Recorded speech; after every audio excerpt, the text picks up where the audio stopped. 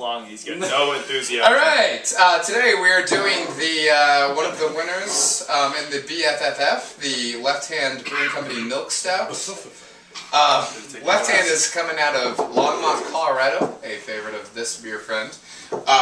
Milk Stout is actually, we talk often about our top 5 beers, and Milk Stout definitely creeps into mine. I think it's a fantastic one. I'm a big Porter and Stout fan, although I do run the gambit and I do enjoy my wits and my Hefeweizens, but I'm usually the Porter and Stout guy. This I ran into during the Great American Beer Festival in Colorado. One of my first years going. It was about, God, so long ago, I'm going to date myself. But fantastic beer. You can get it all over the country now.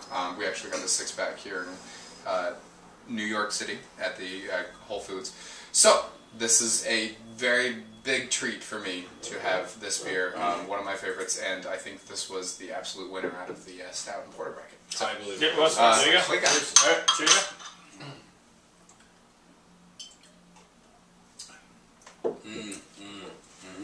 Love this beer. Gotta let it warm up a little bit. That's a little. That's good. Taste. That's good. You did.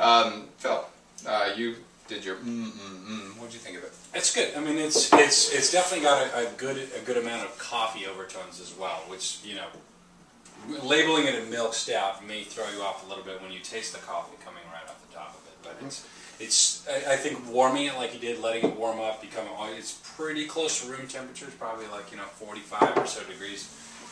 It makes it that much smoother. I think it is probably, if you drunk it, fridge cold or freezer cold, it would be very, very harsh, and you wouldn't really enjoy it as much as you did now.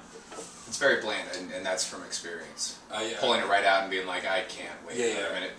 Definitely. I can't see the flavors you getting as much out of the flavor if it was cold. Like this is definitely a beer I've had cold, and it started out. It was like I heard better things, and then like as soon as you get to the end, you're drinking, and you're like, that was great. Like it does. It just even going through the time it takes to drink the pint. Yeah. It definitely gives it range of flavors too. Well, that's an excellent point. We talk about Guinness being the classic Irish stout. Yeah. And we talk about that being, but now when we look at stout, we have sweet stout, we have milk stout, we have traditional Irish stout. We have a ton of different within the stout. We have the different branches, and I think this is one of the best milk stouts. Yeah.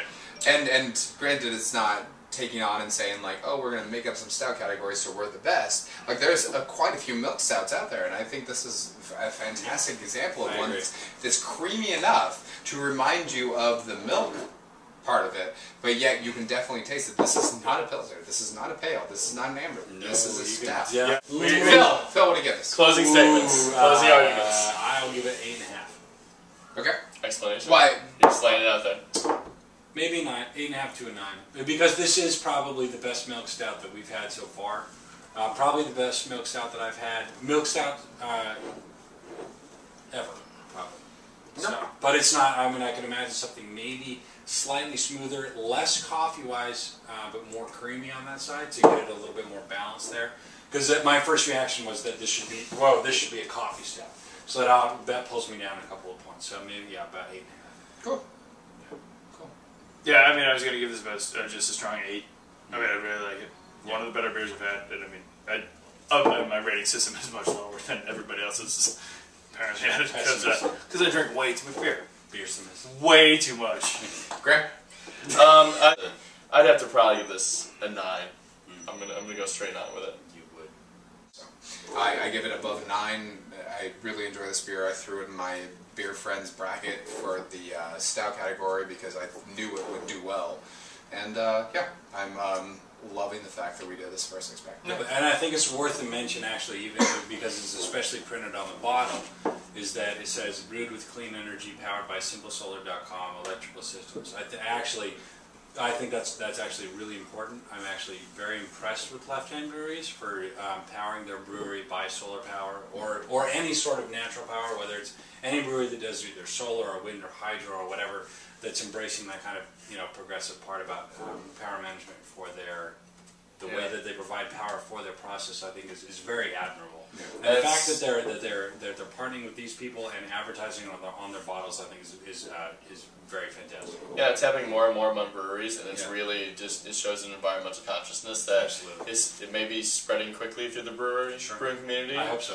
I don't know why it's this community as opposed to others that won't grab it on, but I mean, because they're all liberal. Beer Brains! Thanks, guys.